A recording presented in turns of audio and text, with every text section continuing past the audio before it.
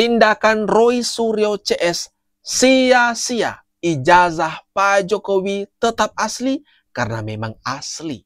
Berulang kali pernyataan resmi UGM keluar mengonfirmasi Pak Jokowi memang lulusan UGM dan ijazahnya telah diserahkan secara langsung. Ditambah lagi nih, pengakuan daripada kuasa hukum Pak Jokowi, Yakub Hasibuan, yang mengaku telah melihat secara langsung ijazah Pak Jokowi dibandingkan dengan Roy Suryo CS yang gak pernah melihat sekalipun. Waduh, ini gimana nih teman-teman? Iya, jadi tadi Pak Jokowi sudah memperlihatkan secara clear ijazah SD, SMP, SMA, hingga ijazah kuliahnya UGM. Semua sudah diperlihatkan kepada para pendidik. Dan Pak Jokowi juga tegas memberitahukan kepada kami bahwa jika nanti diperlukan lagi, siap untuk mempertanggungjawabkan dan siap untuk memberikan keterangan lebih lanjut lagi jika memang diperlukan untuk keperluan penyidikan. Nah, hal-hal ini, pernyataan-pernyataan seperti ini yang semakin membuat tim pemburu ijazah Pak Jokowi semakin ketar-ketir ketakutan. Mereka ogah mendengarkan kenyataan-kenyataan seperti ini karena semakin panik, membuat mereka semakin ketakutan akan jeruji besi. Nah, ini mapnya resmi KPU ya. Dan meskipun ini kita nggak boleh sebut ya. Ada ijazah yang dipakai di tahun 2019.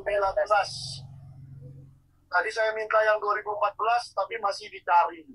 Karena mungkin sudah terlalu lama, kita maklumi aja. Yang penting mereka sudah menunjukkan etikat baik. Yang pertama ini kita tunggu untuk memberikan yang 2019. Tadi sudah dapat kotaknya Pak ya. Iya. Untuk meminta yang 2014. Maka kita juga harus tahu legacy ini sama atau tidak di 2014 dan 2019. Dan ini kemenangan besar. Tadi masih bisa dilihat sama atau tidak karena masih ada coretan, tanda tangannya masih nyoret ke sini nih. Nah, bisa dilihat ya. Jadi ini kalau diela nanti ketahuan ini sama atau tidak dengan yang kemarin dari Dian Sandi. Stempelnya ini gimana? Stempelnya juga di atas. Ya. Oh iya. Aduh, mereka gembira sekali teman-teman mendapatkan kopian. Ini diklaim sama mereka ya, mendapatkan salinan ijazah Pak Jokowi dari KPU langsung tahun 2019 katanya. Tapi buat apa coba?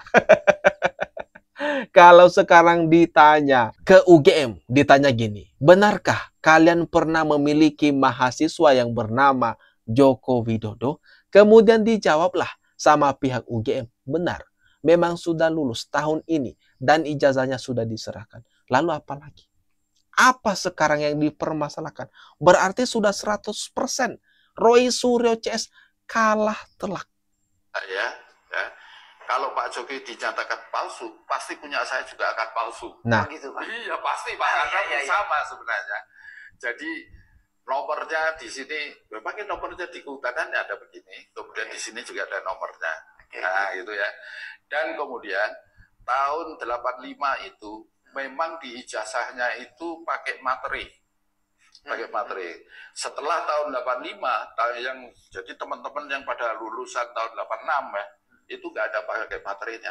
Oh, termasuk Andi? Ya, saya karena masuk yang awal itu pakai materi. Pakai materi. Ya, setelah 86 ada. Kemudian masalah jurusan yang tadi, ini kan ada tulisan jurusan tapi distrek kan. Iya. Nah, karena format yang lama itu memang ada jurusan, setelah itu dihilangkan.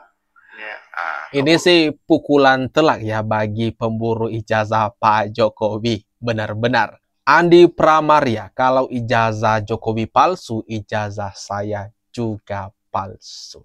Nah, muncul sebenarnya banyak yang seangkatan dengan Pak Jokowi yang sudah angkat bicara mengenai Pak Jokowi. Memang seangkatan mereka kemudian memiliki ijazah yang sama persis dengan yang dimiliki oleh Pak Jokowi. Peluang menang Roy Suryo CS di perkara ini 0,1%, bahkan 0%, teman-teman. Sebagai masyarakat juga jenuh dengan tayangan-tayangan media-media yang terus menggembur-gemburkan itu, terus kita tiap apa kita mau menyuarakan dibilang termo, geng Solo dan sebagainya. Itu yang kita akhirnya berkumpul di sini bersatu untuk menyuarakan ini agar Polda Mabes bertindak cepat gitu, biar jangan lama lah. Kita khawatir soalnya ini kontrak, karena ada yang diduga-duga ya, kita dengar-dengar kontraknya sampai akhir tahun. Kalau sampai akhir tahun ini mereka dapat bonus ya. Roy Suryo dan kawan-kawan disebutkan ada kontrak sampai akhir tahun. Bagi yang tidak memiliki pekerjaan, tentu ini penawaran yang sangat menggiurkan. Aduh, ini gimana menurut pendapat kalian, teman-teman? Coba dah tulis-tulis di bawah.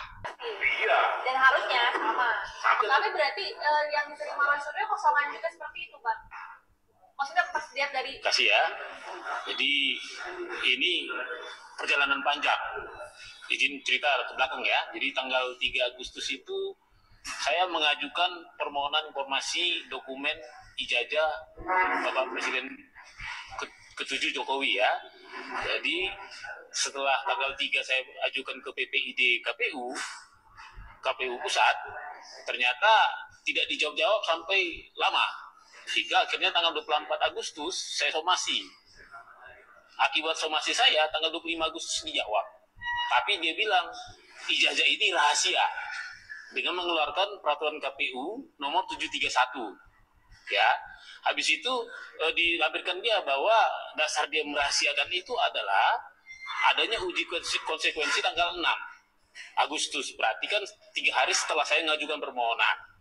Nah, setelah itu kan ramelah di medsos berkat saya ceritakan ke teman-teman termasuk Pak Roy Suryo bahwa saya ini dihadang nih secara kebijakan. Akhirnya rame itu di medsos dan kontroversial ya waktu itu. KPU memutuskan keputusan KPU 731 dicabut dan tidak berlaku. Dan setelah itu mereka mengirim surat permohonan perpanjangan waktu untuk menjawab permohonan saya tadi. Salah satu orang yang bersama dengan Roy Suryo CS gembira sekali setelah mendapatkan kopian atau salinan ijazah Pak Jokowi.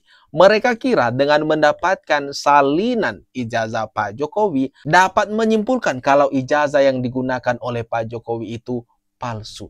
Keliru. Logika mereka benar-benar keliru. Penampakan salinan ijazah asli Jokowi mirip punya Roy Suryo CS. Nah, Roy Suryo, Rismo, Dr. Tifa kan merupakan alumni UGM juga. Tapi kok bisa-bisanya meributkan ijazah kakak seniornya? Pertanyaan besar ini. Nah, makanya Pak Jokowi kemarin-kemarin sampai mengeluarkan pernyataan. Ini ada dugaan orang besar di belakang mereka. Tapi karena ini kita bicara tentang Jokowi's White Paper, saya akan singgung sedikit. Ya. Saya selalu mengatakan yang namanya negara melaporkan, mempidana orang yang berpikir, berpendapat, itu negara yang sontoloyo. Ya, negara yang demokrasinya sontoloyo. Kalau ada mantan presiden yang kemudian mengadukan orang yang berpendapat, berarti dia representasi dari jenis negara tersebut. Ya kan begitu? Masa orang berpendapat kemudian dikriminalisasi, dilaporkan ke polisi? Waduh, Refli Harun mengatakan masa orang yang berpendapat dikriminalisasi, dilaporkan, di penjara. Ini Refli Harun bisa membedakan berpendapat dengan fitnah atau menuding gak sih? Hah? Salinan ijazah Jokowi telah dibuka oleh KPU dan ternyata foto di ijazah tersebut memang berkacamata. Refli Harun ini selalu berusaha membuat narasi-narasi untuk mengecoh pikiran masyarakat, mencoba mempengaruhi teman-teman. Kita harus waspada dengan narasi-narasi halus dari sosok seperti Refly Harun ini. Nah, gimana teman-teman? Menurut kalian atas apa yang barusan saja kita lihat, kita bahas bersama ini? Jangan lupa tinggalkan komentar terbaikmu.